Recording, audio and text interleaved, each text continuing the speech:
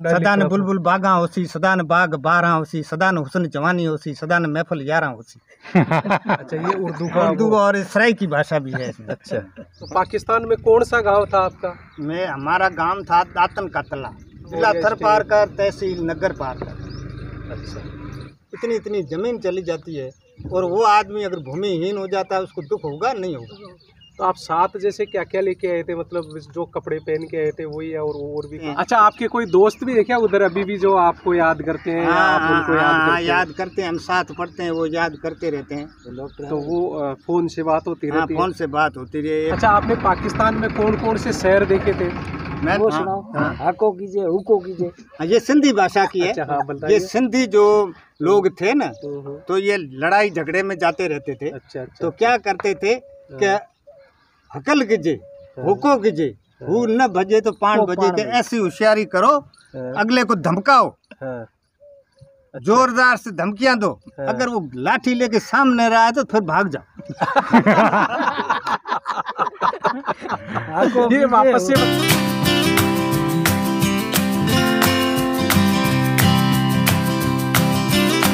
दोस्तों थे बंटवारा की बात तो जरूर सुने होला। 15 अगस्त 1947 में जो अपनो देश दो भाग हम बटगो जो, और फिर 65 और 71 में जो लड़ाई हुई थी। आज आप बी की बात कराला, और बाकी बात करवाटे मेरी साथ से। नाम बताओ जी? ठाकरा राम जी, और ये बाड़मेर जिला में गांव दीपला गांव से, सेडवा तहसील और बॉर्डर के बिल्कुल पास में ही है, 0 पॉइंट पर। मैं आंसू मिलगा, और एमा ने बताया कि मैं आज़ादी के बाद में पाकिस्तान से शिफ्ट वेयर इंडिया में आया था। तो आज आप बात करा था। राम राम सा, नमस्कार, मैं राजेंद्र निवाड़ा और थे देख रहा छो राजू का सफरनामा। तो आओ आज बात करा था हिंदुस्तान और पाकिस्तान का बंटवारा की। राम राम जी। राम राम सा, राम राम। तो सबसे पहले तो मैंने ये बताओ कि वो मंजर थे देखा सके जब पाकिस्तान और हिंदुस्तान को विभाजन हुई हो छो? वो तो मेरे टाइम के पहले की, थोड़े टाइम पहले की बात है। अच्छा था, तो मतलब आपके पिताजी दादाजी वो सब? हाँ, वो सारी बातें मेरे को पार्टीशन की बताते थे। अच्छा, वो बताते थे। हाँ हाँ। तो उन्होंने जो बताया वो थोड़ा सा हमें बताओ, कैसा पार्टीशन तो 1947 में हो गया। हाँ, ठीक है ना? ठीक है।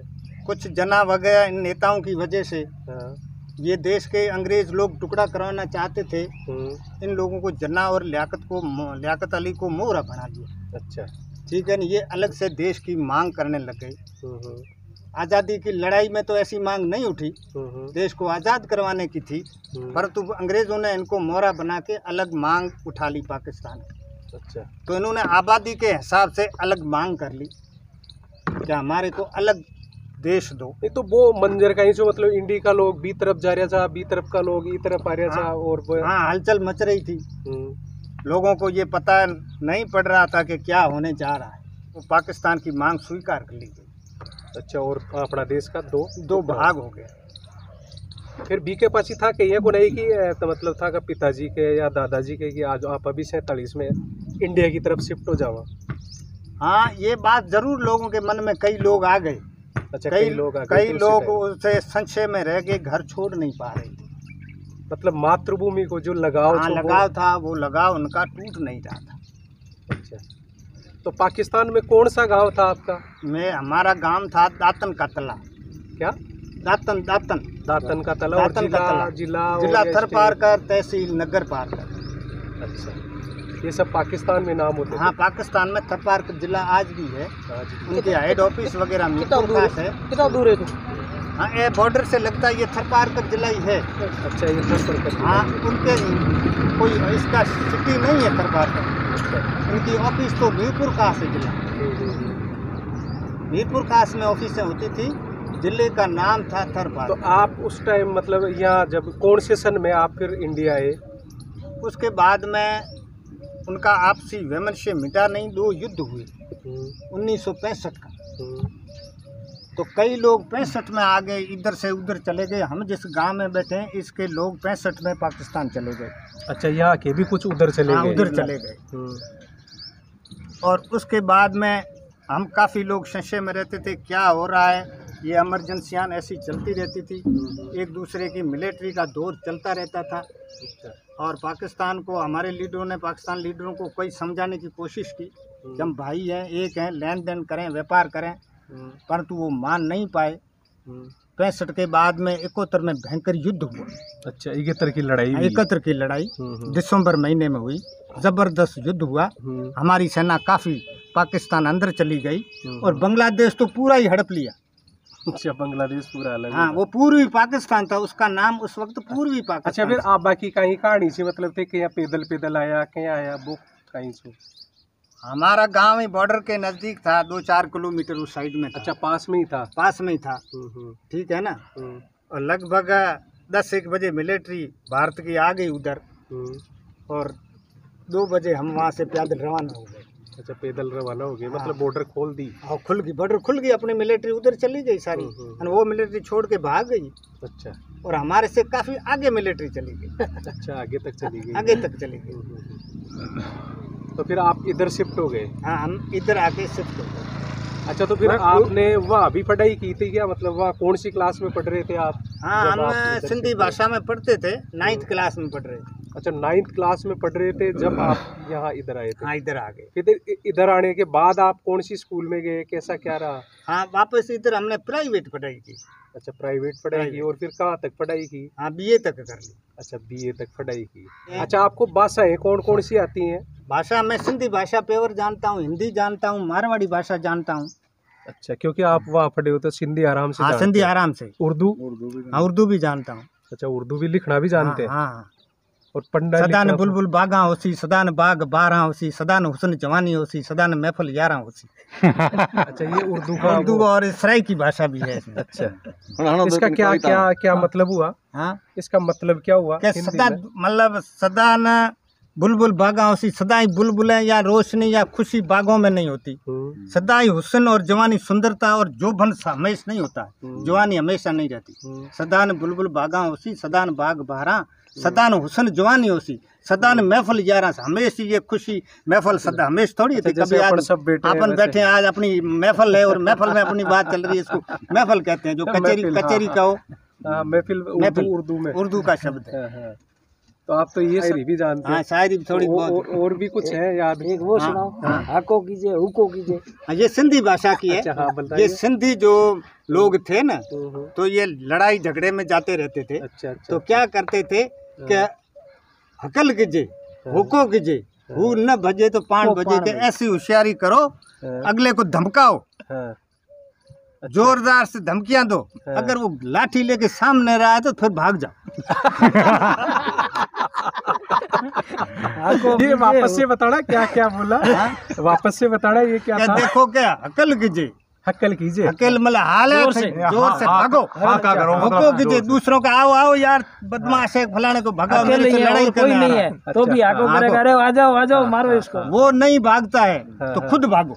अच्छा, वो नहीं भागता, खुद भागो, वो सामने आ रहा लाठी। ये सिंधी का कोई सिंधी भाषा का? सिंधी भाषा का। हाको कीजिए, हुको कीजिए, हु न भजे तो को 5 बजे। अच्छा, ये उनकी लैंग्वेज में। हाँ, दूसरा कहते हैं कि सुपत भरिया सुपरी कुपत काम करियो, थोरन घणन ॾींहंनि में माण्हू वञनि मरियो, जैसी आयो जी रहा तैसी कुर्ब करी। ये कौन सी भाषा का? ये सिंधी भाषा का। इसका मतलब क्या हुआ? सुपत भरिया के साहूकार, सुपत भरिया सुपरी, कुपत मतलब ठगी दूसरी कम करो, कुपत काम करियो, कुपत भरिया सुपरी कुपत काम करियो।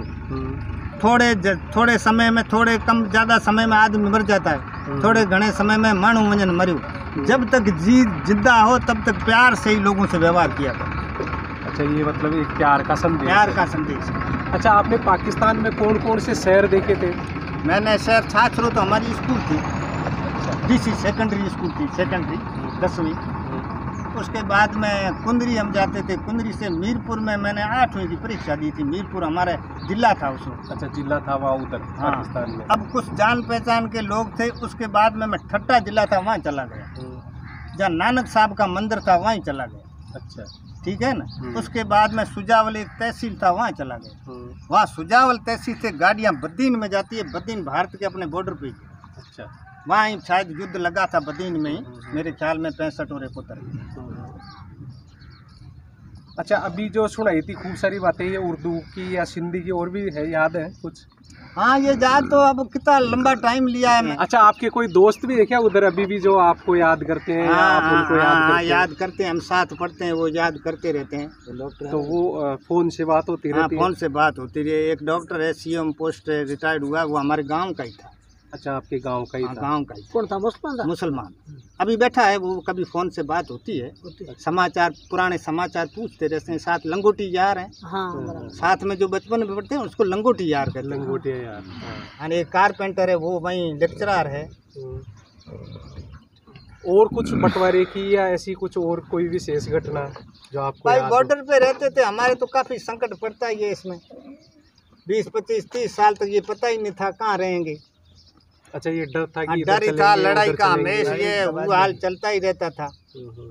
अभी जो शांति का वातावरण कुछ है, फिर भी कहीं कश्मीर में ऐसी घटनाएं होती, उस टाइम ज्यादा होती थी। दो युद्ध हो गया जल्दी जल्दी, 65 और 71 का। उसके पहले पार्टीशन हुई, तो पार्टीशन में लोग इधर से उधर हुए।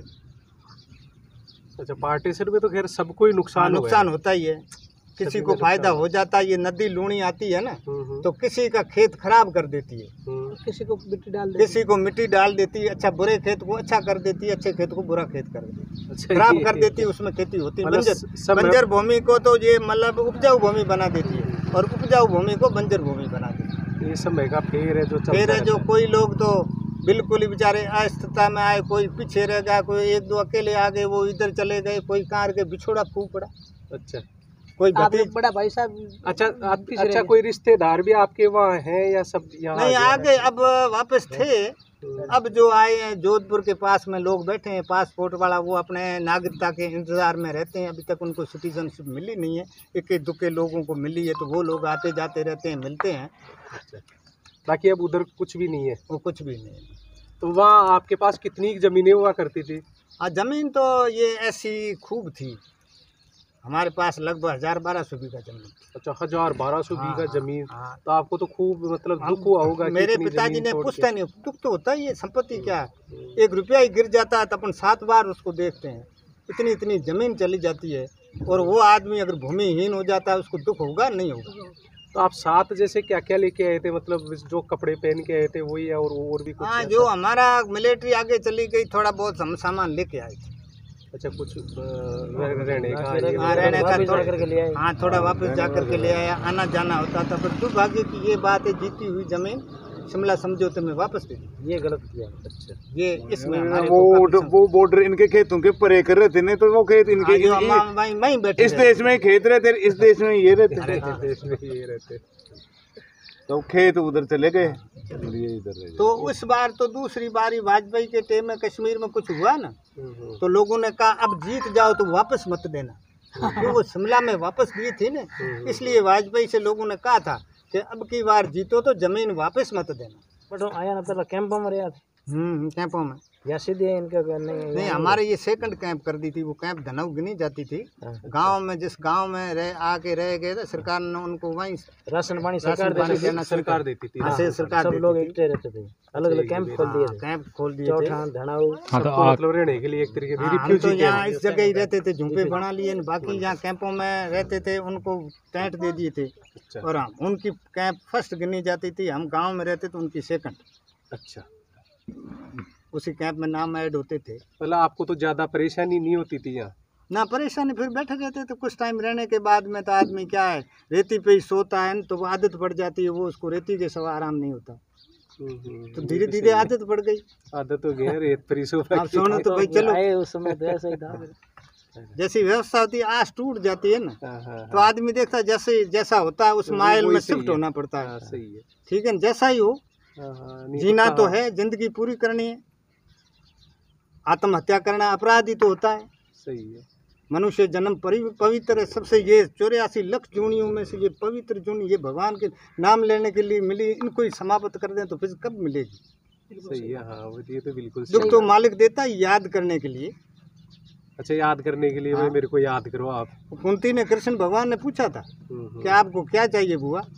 कि दुख चाहिए, संकट, कि लोग सुख मांग रहे हो ना, आप दुख मांग रही हो, कि इसलिए कि आपका नाम न भूल। आपका सुख ज्यादा हुआ तो मैं भगवान का नाम भूल जाऊंगा। अगर सुखी होगा तो फिर याद नहीं आएगा।